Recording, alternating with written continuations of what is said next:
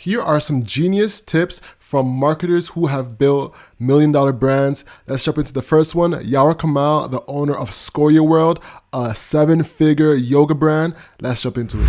It's been a roller coaster, and I know everyone finds Facebook ads very challenging. The first time I've started Facebook ads, I realized that maybe I didn't have a converting website or converting products, and that's when my business was failing, and I was spending money on Facebook ads.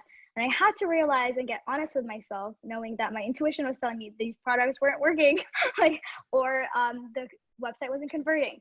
So then throwing money into a website that isn't converting or products that won't convert can just be money thrown. And then I started realizing and understanding that, first of all, I got to get my website to be converting as much as I can, and the products to be the products that people will have that wow reaction. And then when I did that, I kind of also wanted, so there's few formulas, getting that website right, I learned all that slowly with time, experimenting, putting a lot of money. So yeah, getting that website right, getting those products right, and then getting the creative right. So if your creative doesn't work, if your creative is not understandable, quick, easy to grab, that was something I learned that won't work. So if the creative passes the whole exciting, quick, easy to read, can relate, you can.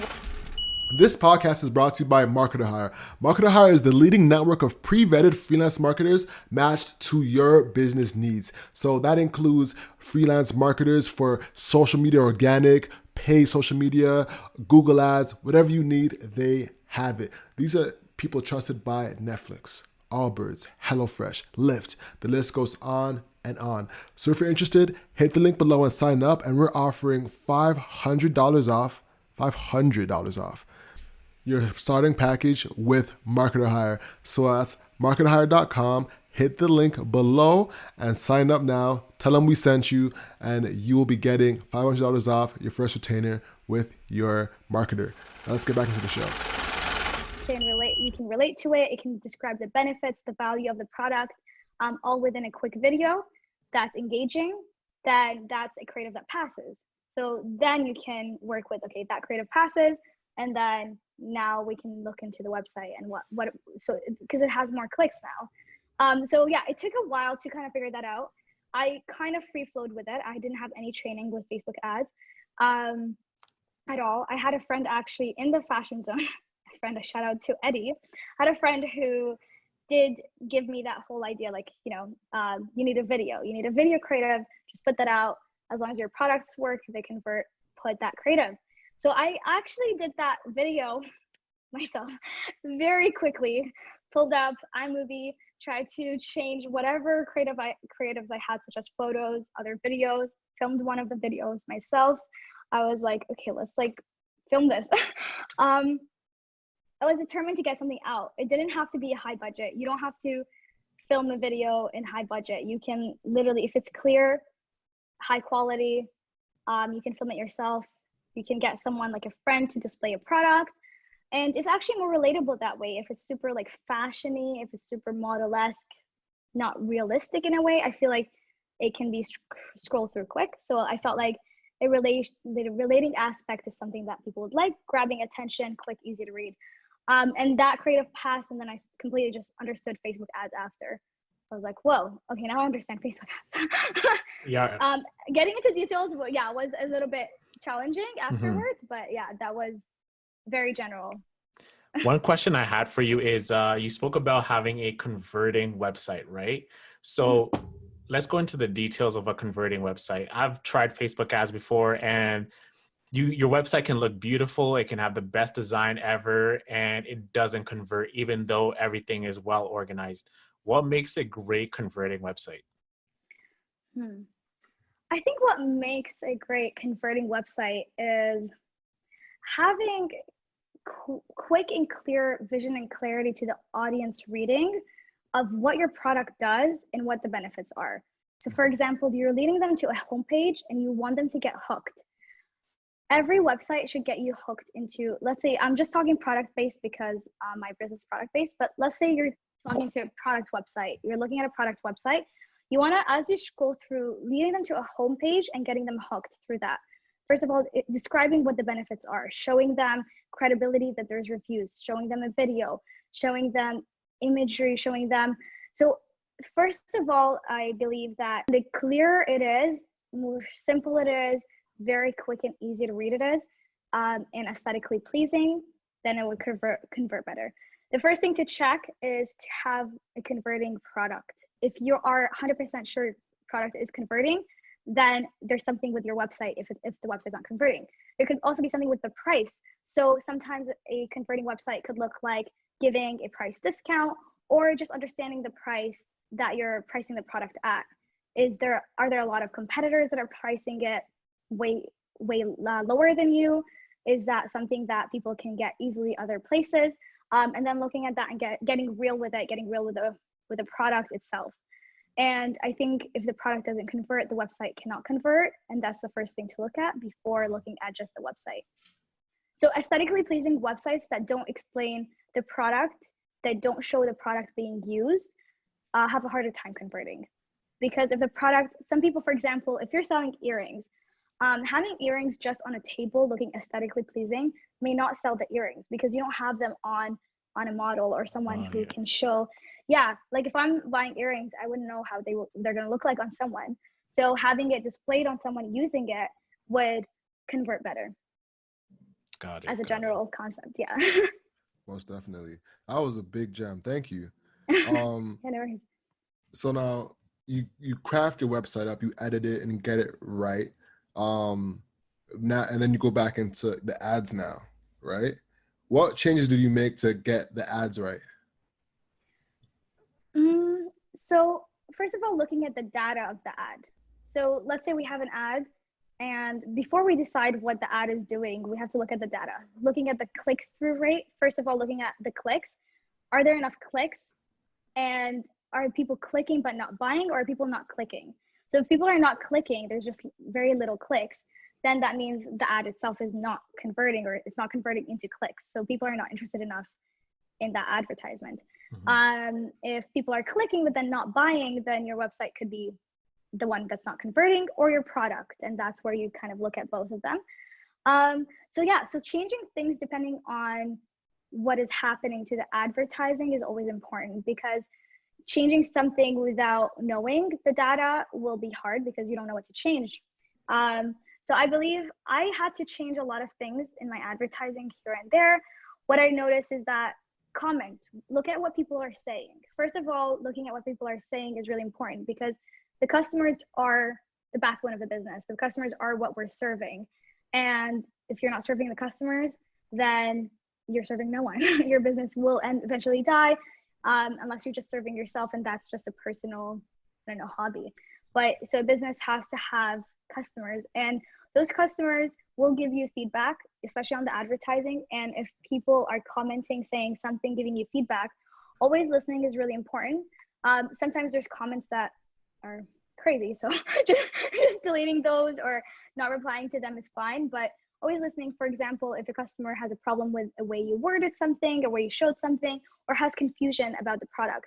So when they're asking something, so what I did, I edited my ad many times because customers were asking about something. For example, oh, does this grip when you sweat?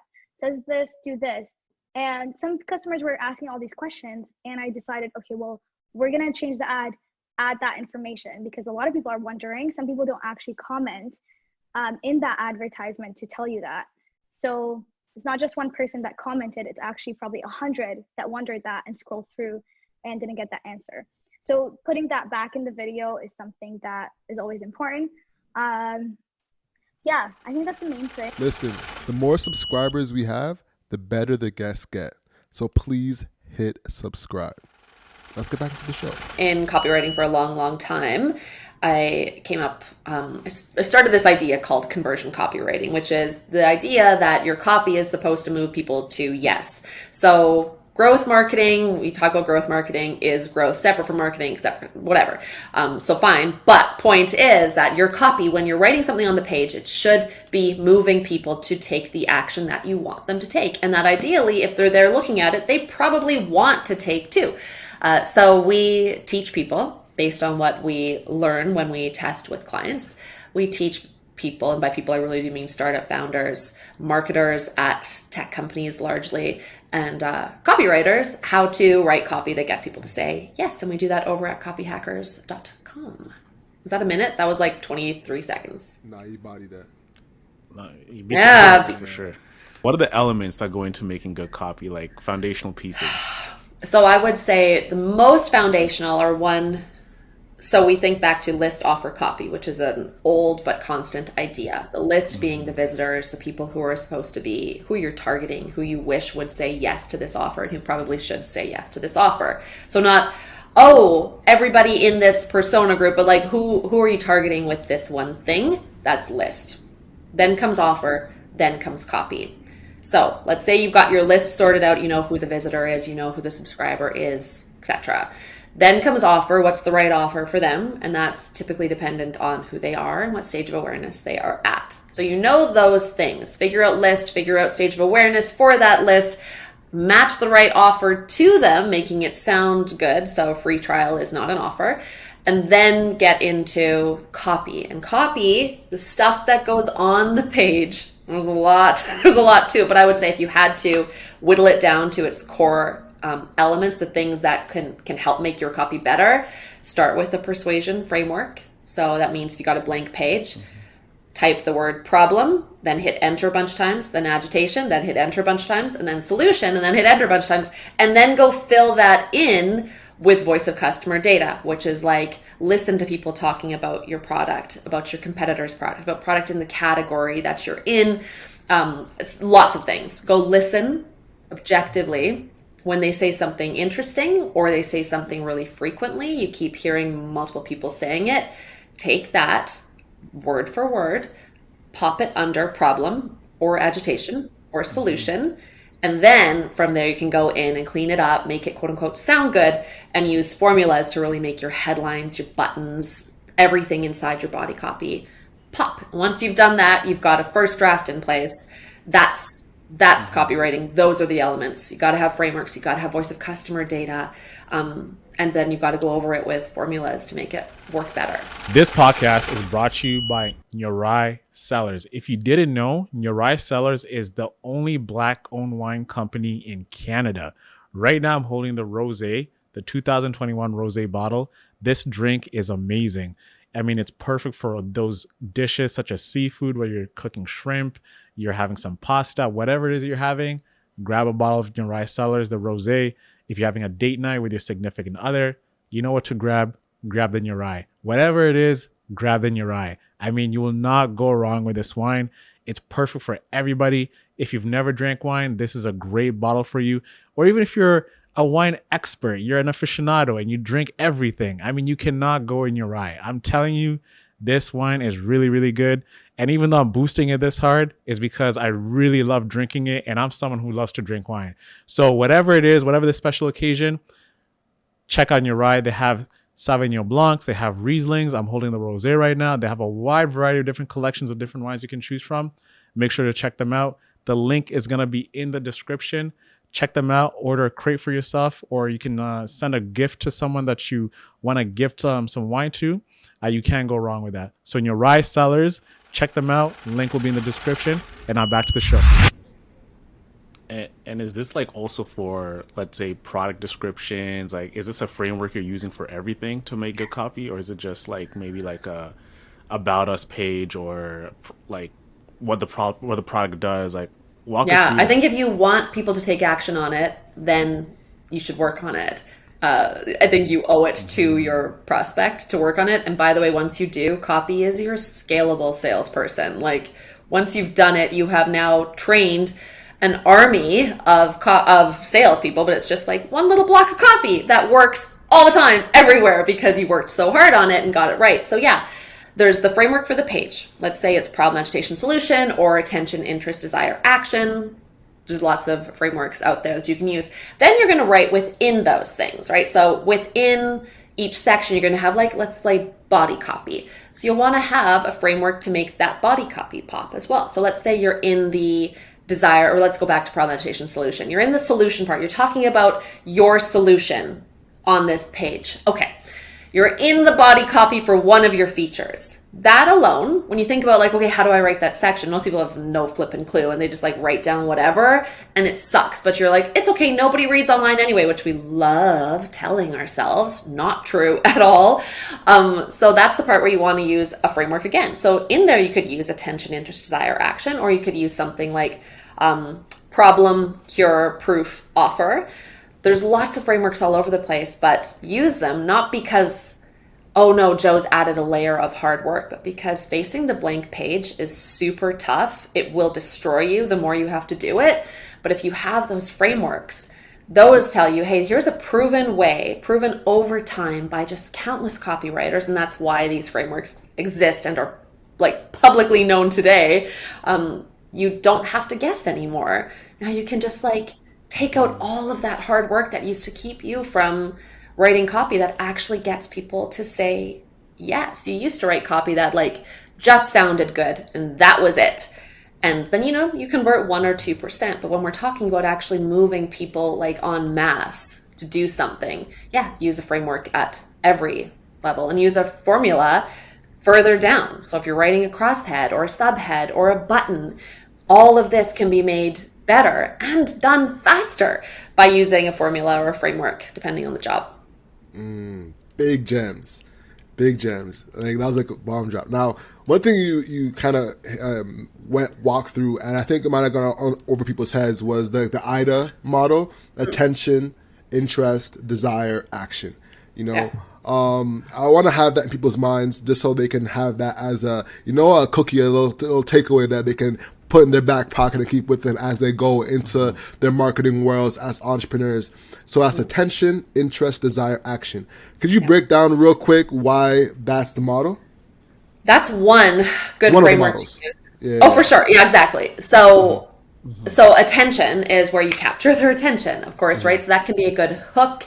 You can open a curiosity gap. It might be something about things that are universally interesting to people: making money, saving money, getting a partner, finding happiness, saving time. Those are like often like good attention grabbers. So how can I grab your attention? And I know it's easy, just like any tool, you can use it wrong and really like obviously if you're not selling Tabs chocolate, like go easy on the attention with sex thing. Okay. Like there's other ways to grab people's attention, but get their attention. And then you want to build on that. So once you've like captured their attention with a good headline, good subject line, let's say in email, a headline in ads, or like an image with a good little line of copy on it in like a TikTok ad you might put together or something. Then you want to build on that. So how do you convert their attention into now real interest? So I might have heard how you made $600,000 doing X. Now, but my skepticism kicks in, couldn't possibly be right for me, etc. And that's where you build the interest for me. Like, okay, it can work for you. Here's how it worked for others. And then you turn that interest. Okay, now I'm interested. This could actually work for me. But now what's keeping me away from that is I don't actually see how that will fit in my life. Once you can show me that and build that desire, which is the goal of marketing overall, is to grab attention, turn it into interest, and then get that desire just like amped right up. Once you get that desire in place, desire for how it will live in my life, desire for the outcomes that I can expect to have, then you got to close the deal. And that's where action comes in. And that's not as simple as putting a call to action in there. Yes, a call to action exists in this part of your copy, but it's really about, this is the part where you overcome those like last minute anxieties that are keeping me from saying yes. Money back guarantees. So I might order this Tabs chocolate. Does it work for my partner? Or is it just for the woman in the relationship? Answer these questions if you haven't already, like the closers. What do I really need to know to hit order on this now? Offer optimization is what comes into play here. So when we were thinking about list offer copy, offer that you are working on gets, pushed down and really amplified in the action section. So I know you've got my attention, piqued my interest, and now I desire this in my life. Close me. This is a really important part. And if you work on it, it actually pays off. Like copy is such a measurable thing. So if you work on that action part of it, then you can really close actual sales instead of just having a shop now button. What else do you need around that? How else can you get people to click the button? And sometimes, and there's so many different things we could talk about to get people to do this, but it's important to start by just thinking about it and making sure that you're covering your bases with attention, interest, desire, action, or whatever framework you decide to use. The reason why people wear your t-shirts is because the way it makes them feel. Or anything, why they use any products, it's because it's the way it makes them feel. If they buy, I mean, for a few reasons, like if I were to buy some organic, hair gel or something, part of that is, yeah, it makes me, it's like I'm using organic hair gel, but a lot of it is, too, I want to feel like as a person that I'm doing my body well. I'm using organic this and organic that. I eat organic. It's like, how do I feel as a person overall when I do that? When I wear a certain shirt, when you wear the shirts that promote your own clothing or your own brand and your own company, it makes you feel a certain way, like makes you feel like, hey, I'm working. It's like, this is what I stand for. When people see you and ask you, hey, what's that shirt about? You get to explain it, and it makes you feel a certain way when you put that shirt on. And that's kind of how Tapout was. We knew that because we'd put this shirt on so many big fighters in the UFC, I mean, you gotta remember early on, because we were training in the sport and the sport was really small, if you look at those early UFCs, we had guys fighting wearing our clothing because they were guys that we trained with, or guys that we knew, a guy who knew somebody who was training with that guy. So we could get to those guys. So they were all wearing Tapout shirts. And so when people were into the sport, they would want to wear a shirt because they wanted to be like those guys. Those guys got to fight in the UFC. They were tough dudes, big guys. When they put that shirt on, they felt like those guys, like they felt like Superman for a minute. You know what I mean? And so people want, it's a feeling. I mean, you got to remember, this t-shirt, this is a plain t-shirt right here. There's nothing on this shirt. This shirt cost me, I got a pack of them for $15 or something. 3 of them for $15. They're $5 each. Why will I buy why don't people just buy this shirt? Why are they going to pay $25 for a shirt rather than $5? The only reason why is because it's the way that shirt makes sense. I don't know if we haven't had Rihanna, but I've definitely sent her some stuff. So shout out to Rihanna. If she, how do you get Rihanna's contact? How'd that work? So honestly, I realized that like the biggest thing with celebrities, it's either like a stylist. Usually if they're like a really big celebrity, it's really about like a stylist. The stylist is the one that's kind of working with the celebrity on a daily basis. Some stylists are more involved. Like some stylists will like literally pick the outfit for you, or not pick it, but they'll like create the look for the client. They'll give head to toe look. They'll be like, okay, this is what I'm thinking, blah, blah, blah. And if the artist trusts the stylist, it's a go. Some other stylists, they work with the client as well, but it's less dressy. They'll give the client options. They'll be like, okay, like I got the new blah, blah, blah. It's in your closet, and then the artist will just throw it on themselves. But as a stylist, it's really about filtering things through and trying to get like things that kind of, represent or make your client look the best.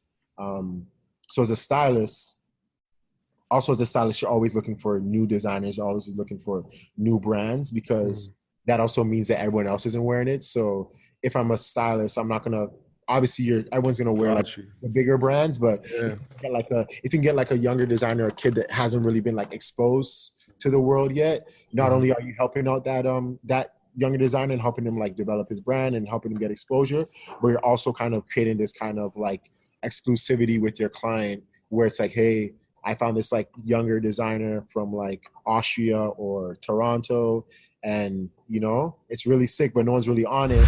Growing the service providers, now you need to focus on the actual users. I think that's a lot tougher, because a lot of times people who create these apps are the people who are in the service provider section like you were. But getting the users, though, is a lot tougher. Walk us through how you created a good user base. Yeah, to your point, let's say you had a barbershop and you had 4 chairs in there. Would you rather have a line of 100 people outside wanting their haircut, or would you rather have like too many barbers?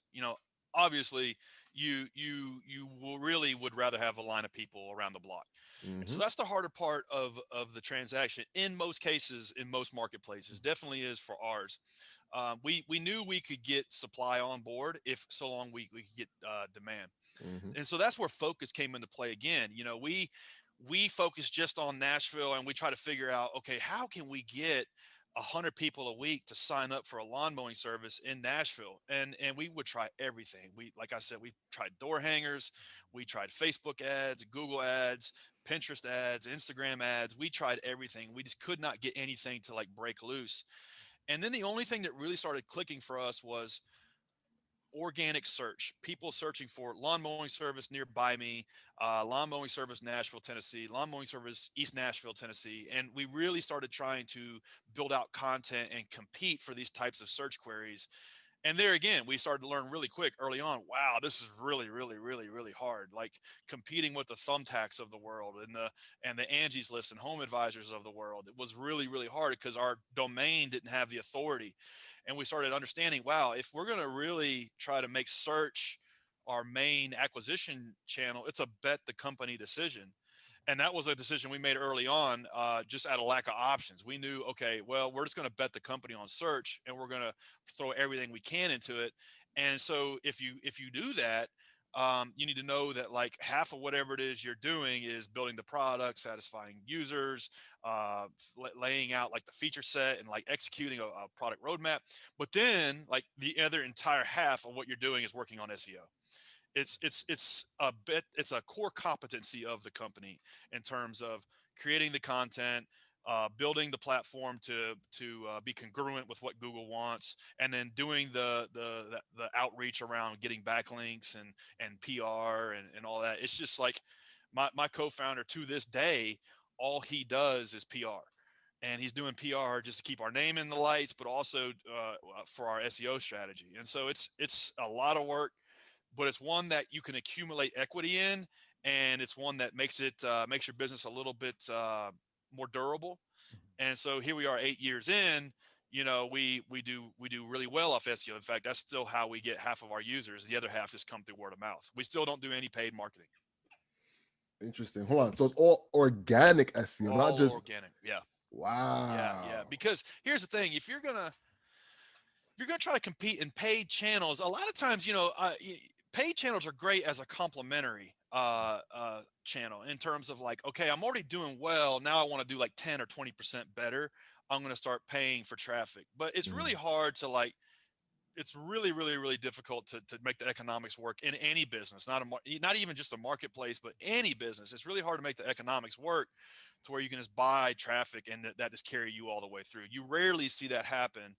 And a lot of times this is what happens. It's like Uber for X, Uber for laundry service, Uber for home cleaners. They raise $20 million. They give it all right back to Google, and then they don't have a business. They can't raise another 50, so it's lights out, and it's a sad story. Everybody lost their money, and those entrepreneurs wasted 4 years of their life. Speaking of shelves, how can entrepreneurs get premium shelf space in a fridge? Boy, you're asking some tough questions, man. I think that getting premium shelf space is very challenging, right? I think that, again, you know, when you go into the big leagues, you have to play with the big boys. So, you know, that comes with a lot of financial strain as well, and being able to pay sometimes for shelf space. So in certain instances, we've been, you know, lucky enough to be a local company and that sort of thing, and, you know, given access to shelf space. But when you want to pay for, that's what they call like end caps and that sort of thing, where, you know, you're seeing the product at the end of before you get down the aisle, that's really premium. So so sometimes you have to pay for that. You know, like ourselves, if you go into Loblaws chain store, you can get optimum points, right? You've got to pay for all of those things too, right? So it takes a while in terms of scaling and, you know, all of that sort of thing. Yeah, go ahead. So you just said, what was that? You said you have to pay for optimum points? Of course. Whoa, I didn't We know never that. know. Yeah. Hold on. I thought optimum points just like scan my thing, I get points, I'm done. No, man. as a- Retailers, Really? as a retailer, hopefully Optimum, isn't listening to this, but I mean that's the model. I mean, funny enough, before getting full time into Sweet and Nice, I mean, my background was loyalty, Loyalty right? one, right? Right? Yeah. So basically, yeah, as a retailer, yeah, as a vendor, you pay for access to That's how Optimum. they make money. But I mean, it's a great. It's that's how they make money. But again, from a consumer perspective, you got to look at it in terms of, hey, like my wife, she dies for Optimum points. Oh, I've got like 10,000 Optimum points, and I'm saving spending my it. Optimum And points. blah, I'm blah. like, I was Right, eyeing a see? cologne. I'm like, when I get to 50K, I'm buying that Giorgio Armani cologne. So, You hoard those points. So there you go, right? Yeah. There's something behind loyalty that drives people. So you got to be thinking about, all of those things in terms of like, paying for flyers, whether it was back then, physical, digital, all of those things you got to think about, right? So because, you don't want to be sitting on the shelf and then your competitor next to you is on sale and you're not on sale, and all that sort of thing. I mean, the other challenge that you have as well is that entrepreneurs need to think about is distribution. Because, if you want to be let's say, with us, I'll probably kind of call us a pseudo-national brand, right? Because you could go to, BC and get us, or Quebec and get us, and that sort of thing. But how do you get the stuff from here to there, right? You need to have a good distributor, or a couple of good distributors to do that, and that costs, because of course that eats into your margin as well. So all of those things you got to think about in terms of like scaling. All right, so it brings me to two questions. One, how do you find a distributor that's quality? Or are all distributors made the same, or once you get No. into... No. All right, No. so let's walk through that. Then after, I want to ask, like, what's the average... You don't have to give yours, of course, but what's the average profit margin of ice cream or food in general? I'd love to have that conversation right after. So let's talk distributors. Yeah, with distributors, it's funny enough. I heard somebody say it the other day. It's like a marriage, basically.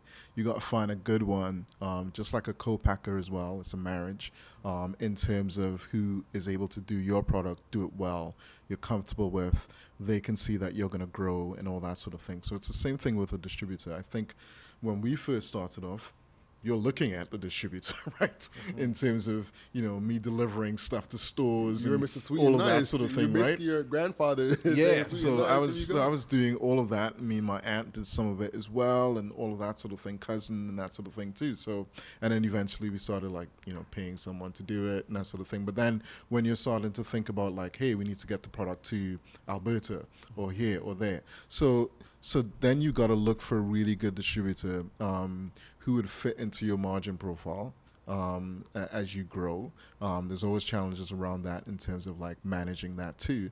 But then you need to find someone who literally, again, it's all about relationships, believing in you, believing that you would grow. The distributor that we're with right now, we started off with them maybe about 4 years ago. And we were a lot smaller, and I would say they took a chance on us. And now we're a lot bigger, right? So basically they've seen the benefits of that in terms of us, starting off with Sobeys. Now then we went to Loblaws, and now growing in terms of like with Metro and a couple of other people too, right? So it's key in terms of finding someone who, and again, to the entrepreneurs out there, you may need to switch up your distributors as well, because you may start with someone, locally, right, who just does GTA and they've got a good margin profile. Then you're expanding, then you do that as well. So yeah, that's how we do it. Would you ever go D2C? Would you ever go D2C? Direct to consumer? Yes, we have done a bit of that 'Cause you have your own online. store, right? Yeah, we have done a bit of that online, and then retail store as well. How did that go? Because I don't know, it must be a lot more difficult with ice cream. Right? Online stuff is it's completely difficult here in terms of doing that.